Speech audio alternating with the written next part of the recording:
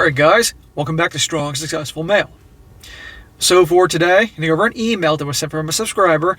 And this is all about a guy who's in his 50s and his entire life, almost his entire life, let me correct that, has been your stereotypical nice guy. The type of guy that they portray in all the movies and TV shows, romantic comedies, you get my point. The type of guy that is always taken advantage of and mistreated by not just the opposite sex, by other people in life. And this guy has finally realized in his 50s, he's seen the light, he's had an epiphany that what is sold on all the TV shows and all that is a bunch of BS. And he's gone through a lot of hardships in his life, but now he's realizing this, and in my opinion, he really has an opportunity having a clean slate. So he's sharing his story here of what he's learned and what he's experienced, so many young guys that might watch this can not make the same mistakes that he did, or at least guys that are kind of on the fence about the whole thing, how they were programmed to be versus the way they think things ought to be, the way they were programmed, movies, TV, and all that, versus what their gut is telling them that something's wrong, to show them to really trust your gut and don't fall for this bad programming and all that. Because this guy didn't just have bad programming from movies and TV, it was also his upbringing, because essentially he was raised by his mom and his older sisters, because the dad really wasn't in the picture, and you're going to see what this leads to. And so what I'm going to do is I'm going to go through his story here, and it's a good one, and then at the end I'm going to share some advice to help this guy out, to help him with his clean slate, because even though you're in your 50s, guys, or older, it's not over. You still got plenty of good living left. Once you finally realize what you've been missing and see the big picture, you can just start again. It's never too late to have a clean slate. But anyhow, starts off, he says, "Hey SSM, I'm sorry this is so long, but you have to have a lot of context to fully appreciate the tragedy of my current position." No problem, bro. You got a good story here, and it will help many, so don't worry about that. Any other you guys that send me your stories, if they're long, don't worry about it. Just make sure it's well written with good paragraphs and everything. And if it works, I'll definitely do the story. So, length, don't worry about it. If it can help people out, it's all right. He says, "You can call this one Simp Wakes Up Too Late. This is a sad one, so I understand if you don't want to share it with your viewers, but I wish you would. A subtitle might be, the saddest word in any language is regret. Just please keep my name anonymous." Bro, I'll keep it anonymous. Don't worry about that. He says, "I am the product of a religious family, an emotionally hostile father with whom I've never bonded with and who never bothered to teach me anything, not even yard maintenance or car repair. A mother and two sisters who passed on their love of romance and Broadway musicals, of a Disney-centric entertainment fixation, and of a stunted social development to the point that I was that kid who was bullied throughout school until high school." That sucks. The dad wasn't there, didn't care to teach you anything about being a man, so your mom and older sisters were the ones left raising you. And you're going to see, guys, the damage that causes, what happens when a boy doesn't have a masculine figure to help him with becoming and growing into a man. It's so important. And it is a wonder now, with so many more and more single moms running the show and raising their boys, that the boys are lacking in things, that they need a good masculine influence. It doesn't mean that these single moms can't raise their can't take care of the boys and provide and all that, but they don't know what it's like to be a young guy. Okay, they can have somewhat of a clue, but you need a masculine presence. And if it isn't a father, you need a grandfather or an uncle or some figure to help out. Okay, and there are plenty of the moms that are just completely out there. After such a stunted childhood, I sort of embraced my rage in high school. I began fighting back, and as a descendant of Scottish stonemasons, my large frame and natural strength allowed me to put down all potential bullies, some quite hard. Let's just say there were hospital bills involved, and not mine. Well, that's interesting how he took this, because a lot of guys that were raised the way he was, and he was bullied to no surprise because he didn't have somebody to teach him to be strong and fight back and be masculine, usually that ends in one of two ways. Either the kid just literally puts his head in the sand and is just picked on forever and is worn down. Or two, he finds the strength and fortitude to fight back. And this guy fought back, which is really good. That had to be scary, given that you didn't have anybody to teach you or anything like that. So good for you for fighting back. And I'm sure like he said, his Scottish background, his large former stonemason and Scottish ancestors helped as well. He says, oddly, while this rage and general don't give an F attitude got me in a lot of trouble, it also pulled me out of the simp my mom and sisters raised me to be. Aha.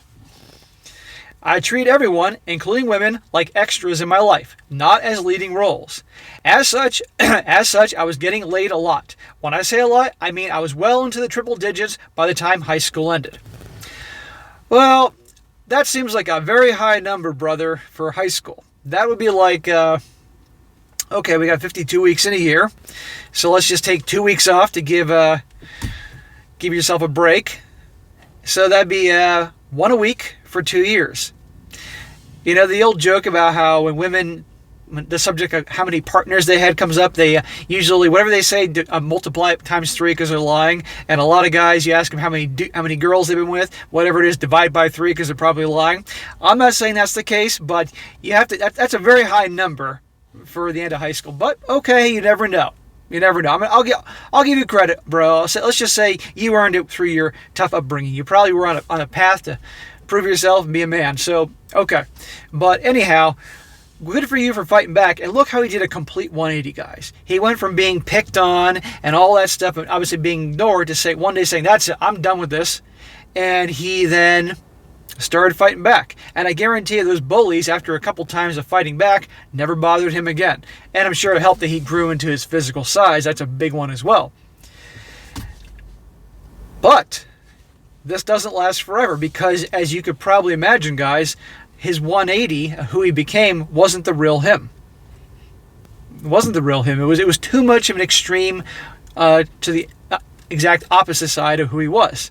It was more of like he did almost like a survival tactic.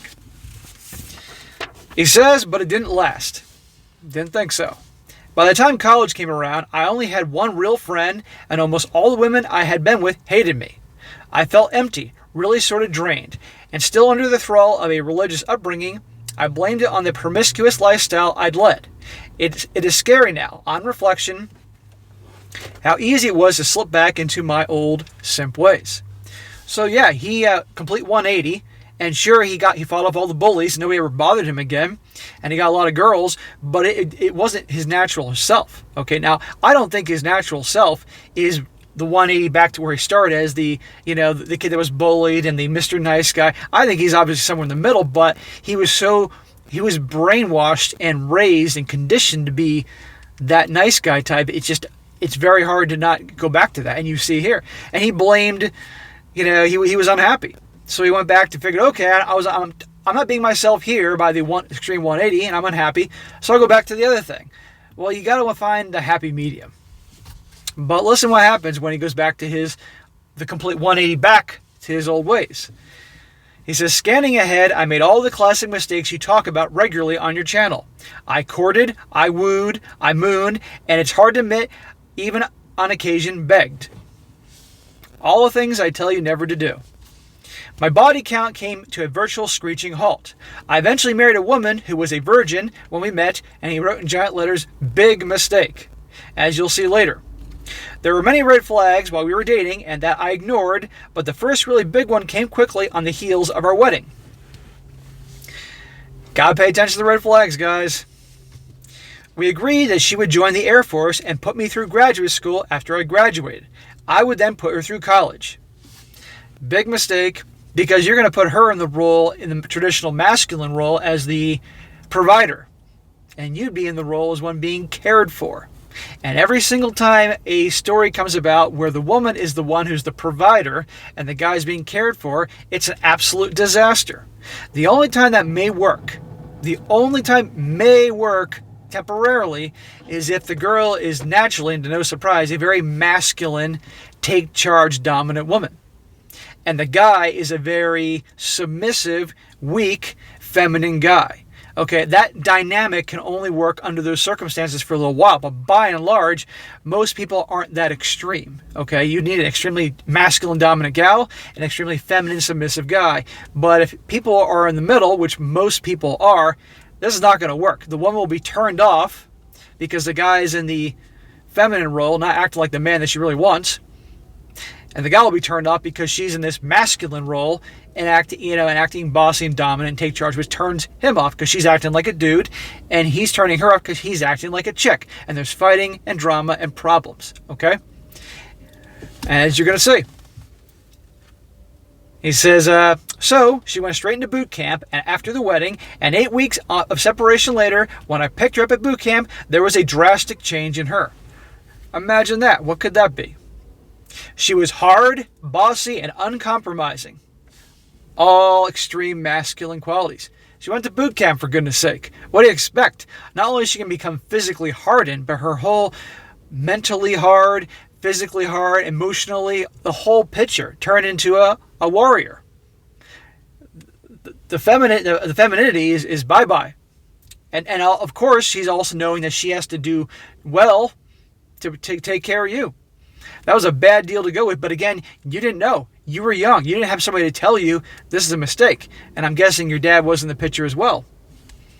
And I'm not pointing this out to be a jerk or pick on this guy. This guy is well aware of this. He's sharing a story to help guys out. But I share these stories so that the young guys who watch this can learn something and don't get into the similar situations and suffer. She'd been in these things before. Boot camp just focused these things in her and added to a certain masculinity that put me off. Yeah, she obviously was a masculine gal to begin with, but that just amplified it. So for 4 years, she was the primary breadwinner, and as such, I sort of let her call all the shots. Big mistake. Unless she's a super masculine gal and wants a feminine guy, a woman calling all the shots in the relationship, that's going to turn her off because she wants the guy, she wants a man. Okay? If she's running the show and calling all the shots, she's being the man in the relationship, you're being the woman.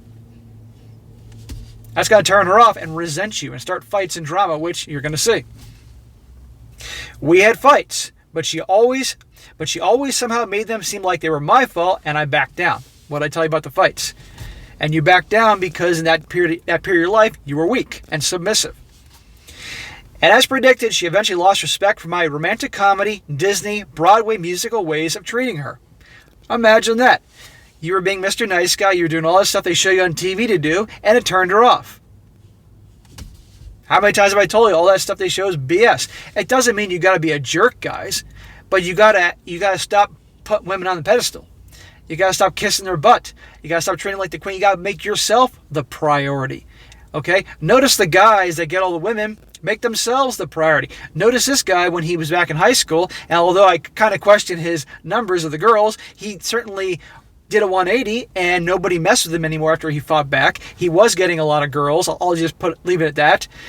And see, I guarantee you back in high school when he had said, that's it, I'm done, he put himself first.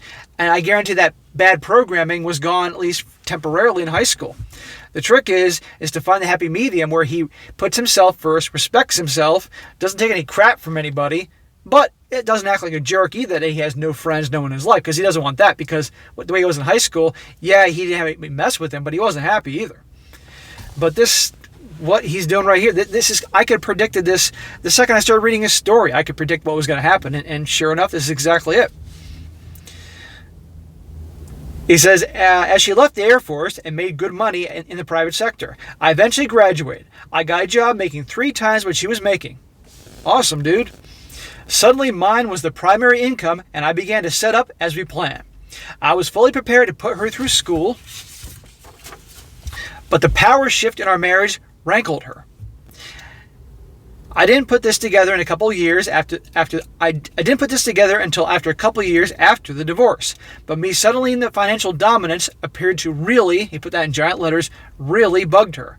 And I think the idea of quitting her job and being subservient to me while she went through college was a pill she just couldn't swallow. Right, because she's obviously a masculine woman to begin with, and then the whole military thing made her even worse, and she's now used to running the show completely. And now you're making all this money, making more than her, I might add, and all of a sudden, she's like, wait a second, I want you calling the shots, because she's so used to that, and obviously naturally dominant to begin with. So, boom, bye-bye. Her way of dealing with this was that she cheated on me. Of course, I kicked her out immediately. Good for you, man.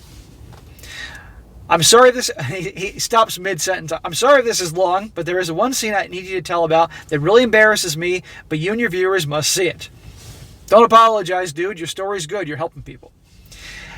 After kicking her out, all my religious friends and family pushed me to give her another chance. I went to her parents' house, and in the driveway, sitting on the tailgate of her father's truck, sobbing like a little girl, I asked her to come back. Smack. In your gut, you knew that was not the right thing to do, but he listened to what everybody else told him to do. Family, friends, people in his religious community, whatever you call that. And look what happened.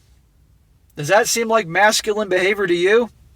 Does that behavior, sitting at a woman cheats on you, you rightfully kick her out and say that's it, we're done, and then you go back, begging her back after she treated you that way?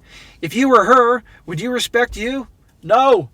You would have far less respect. You'd have disdain for someone that would do that, because only someone of the ultimate low value would want someone to come back to them after they did that, let alone going to their driveway and crying like a little girl.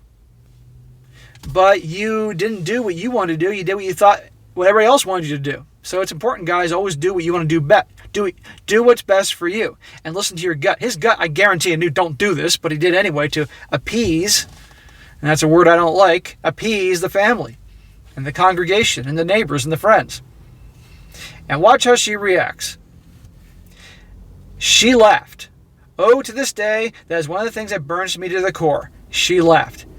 I'm not surprised. She's probably thinking you're acting like a little bitch. I mean, I'm not saying it to be a jerk, dude. And you know this, you know. But look, man, we've all done things. We look back in our past in moments of weakness to how we behaved, and we just give ourselves face palms. Okay, believe me, I've done things in my past. I look back and it's like, oh my God, why did I say that? Why did I do that? So don't feel bad. These are things that will help you along your journey, that you don't make these mistakes again, eventually.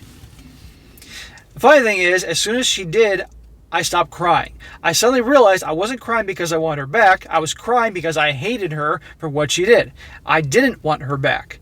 I was crying because I was going against every instinct in my body to scream at her and to never ask her back. Right, your instincts knew this was a mistake. But she's out of the picture, so good.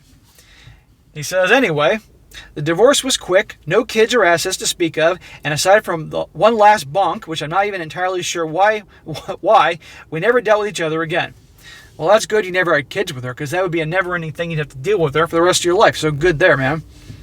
For the rest of my life, I continued to simp, to try to get that fairy tale life everyone talked about. I dated older, more dominant women, and he put mistake. My inner strong male kept popping out unpredictably and ruined those.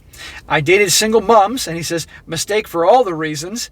I even took in a lady's teen daughter, whom she kicked out. That kid killed my St. Bernard.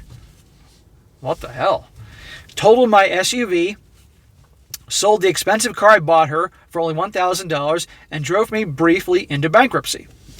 So, you were, again, after the divorce, you didn't learn the first time, so you were a pleaser. You were doing all these things for these gals, being taken advantage of one after the other. You see where that nice guy crap comes from? I mean, you see what it does, guys? It's taken advantage of. In a perfect world, you could be in a relationship with a gal and treat her really well and tell her how you feel and do all these kind gestures like buy her things and help her and all that stuff like that. And it would be reciprocated. The problem is that so many guys do this without the girl actually earning that good behavior. Earning it by being loyal, by treating you well, by treating you like a human being, being respectful, by all these things, okay? The only time you do certain things like that, guys, is A, if you are in a relationship and been there for a while. I'm talking about like gestures and gifts and other things like that. She's got to earn it. But so many guys think that they need to just throw all these gifts and expensive dates and gestures and all these things when they haven't done anything to deserve it yet.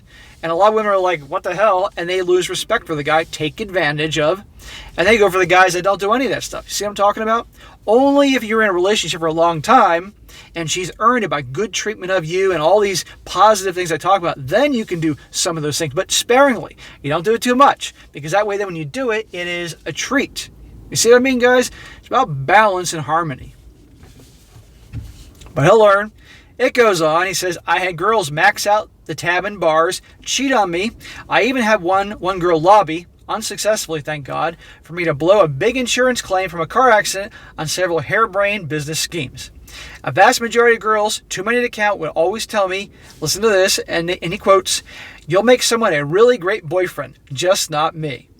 They all patted me on the head and tousled my hair like a little boy. Right. In other words, you're so nice. You're such a nice guy. You'll find someone. See? Anyway, SSM, come 2021, I'm on the downside of my 50s, and brace yourself, I haven't had you-know-what for 20 years. No joke. And only now do I discover your videos and others. Only now does everything finally start clicking into place. Well, better late than never. And it does click into place. After a lifetime of being totally baffled by women, by why women do the things they do, why they reject a sweet man ready to bring them the world. Well, that was your problem. You were ready to bring them the world when they hadn't earned it yet. And even then, you don't bring them the world. You can give little tiny pieces of the world when they've earned it.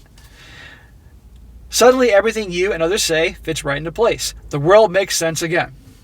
I must say it was hard. I had to mourn the death of my Disney dreams. Oh, and I did mourn, bitter, bitter tears, but there's no denying the truth. I was sold a bill of goods by TV, by movies, by literature. There is no romance, not really, not anymore. Maybe never was. And I lived these lies my entire life. Now coming fast, up to 60 years old, it's too late for me. Just please don't let it be too late for your young viewers. Well, there you go, guys. That is his tale. And I got to say right now, brother, it is not over. Okay? You've made a lot of mistakes. Cannot deny that. It is what it is. You cannot change you can't change how you're raised by your family. That's not your fault. It's not your fault that your dad was an absentee father and didn't teach you to be a man, because probably he wasn't a man himself. It's not your fault that you were raised by your mom and your sisters because they didn't know how to raise a boy to be a man. They just thought they were doing their best. I'm going to be nice there and say that. And amongst many other things. Okay, that wasn't your fault. And it wasn't your fault that, like many others, you were bombarded with this BS nice guy propaganda through the movies and TV. Okay? It is what it is. You can't change that. You have no control over how you were raised and all that. And you can't change the past. Unless you got a time machine and you can go speak to your younger self, you can't change that. All you can do is learn from your mistakes. End of story. And you have. It's taken you to your 50s, but you've learned. So now, bro, I don't want you spending the rest of your life with regret. Okay, you're in your 50s, but you still got living in you. All right? So I want you to take what you've learned from all this and lead the kind of life that you wanted to lead for a long time. So what I would recommend first and foremost as a personal trainer is, if you don't do it already, I want you to start getting yourself in shape, because the more fit and healthy you are, you're going to likely avoid any kind of physical problems, diseases, things like that. Therefore, I want you to start hitting the gym or doing exercise at home, whether it's going out and riding your bike. If you don't ride a bike, get a bike, or go jogging or something, hiking. I don't care what you do as long as you're moving a few days a week. Doing resistance exercise, whether it be your own little weight set at home and doing full body workouts 2 or 3 times a week along with the cardio, or joining a gym where you can do cardio there and hitting the weights, making your body stronger, not just your muscles but also your bones. You're in your 50s. Start doing a lot of stretching. A lot of people get really stiff. They can barely touch their toes. That will help you feel more youthful. So between all the doing cardio and lifting weights, make yourself stronger. Aside from that, you'll also feel better. You'll transform your body and look more youthful. I also want you, if you're not doing it already, start eating really healthy. Start eating, find very good, clean, healthy, and in many cases organic types of food. Start cooking for yourself. drastically minimize takeout, fast food, that type of crap. Greatly minimize soda, alcohol. If you smoke, slap yourself, but then stop smoking. No drugs, none of that garbage. And being more healthy is going to make you feel a lot better. You know, obviously having lots of good foods and vegetables and fruits and stuff like that. You're going to feel better. You're going to look better. And then I would start going about pursuing all your interests and hobbies. The things that you love to do, start doing them. Whether it be hanging out with your buddies, pursuing some things that maybe you're interested but never got around to doing that. I'm going to assume since you're in your 50s, you got a nest egg, some money. So again, be smart with your money, invest it, grow it, and all that so you can have that. And just do what you want to do and enjoy a happy life because it ain't over. Now, something tells me that you would like, deep down, in spite of what you've been through, you would like actually to get some. It's been 20 years, you said, so okay. And maybe have something. Well, if you want that, you got to learn to get rid of that nice guy crap that you had for so long. And I think that nice guy definitely has gone bye-bye. But to make sure he doesn't come back, you got to remember these things, okay? And you don't want to do a complete 180 like you did in high school because you weren't happy either. The trick is to have all this knowledge and realize these things, but find a happy medium, okay? Because you want to be someone that has self-respect and does what you want to do, okay? You want to put yourself first. That's what you need to do. Put yourself first. Your priorities, your wants, your needs first. You're the prize. Okay? And for God's sakes, if you start dating, which I think you want to do, let's be honest here, you do have the mentality like you did in high school without being a jerk about it. You put yourself first. You be the leader in the situation when it comes to dating and relationship, because I know that's what you want. The reason you've been taken advantage of and all that is because you let yourself be taken advantage of. You didn't put yourself first. You put them first. Start putting yourself first, doing what you want to do, taking charge, planning dates, planning this, planning that. And if a girl treats you with any kind of disrespect, whoosh, gone. Don't give them these things. Stop buying them things and giving them money and helping finance this and finance that. And all that. No. If you're going to actually do dating relationships, what I think you're going to do, which is why I'm giving you this advice anyway, only if they earn it through treating you well. Okay? So many guys think they got to shell out all this stuff, expensive dates and gifts and all this, and kissing their butt and all that stuff, and then they'll love me. No, it doesn't work that way. You have self-respect. You act like a man and everything, and be a leader and be a catch. Then they'll start being attracted to you and want you and all that. But at the same time, you can't be a jerk either. Okay? If you're going to be a complete jerk, yeah, you can get them initially for some quick hookups, but that's going to end real quick. So, but anyhow, I'm going to get past that stuff. But the point is, dude, is just your life's not over. You got a clean slate. You have all this knowledge now. Use this knowledge wisely on many areas of your life. Focus on your goals. Focus on your purpose. Make yourself the type of guy you want to be. Be that catch, okay? And believe me, you'll be amazed what happens when you focus on yourself and your purpose. You're going to feel good. And when you are on your purpose and you're making your life better, when every day you can see that things are improving one way or another, whether it's physically or your money situation or whatever it is you're pursuing, you're going to feel good. And when you feel good, you're going to put out that vibe into the world and you're going to act good and will attract people in your life, not just women, but also people to become friends with and all that. So that's what I think you ought to do. But anyhow, and this can go for any guy that's in a situation like you. But anyhow, guys, this was a great story, okay? It's unfortunate he went through all those things, but he had to go through them to learn this. Some people don't ever learn this ever. At least this guy learned it now in his 50s. Okay, some guys might learn this stuff in their 30s. Some guys in their 40s. A lot of guys watching me now that are young, college age, 20s or even 30s, they're going to get this knowledge early on. That's the magic of YouTube and the internet. They can access this information because you're not going to get this on TV. That's for sure. We know what TV does to people.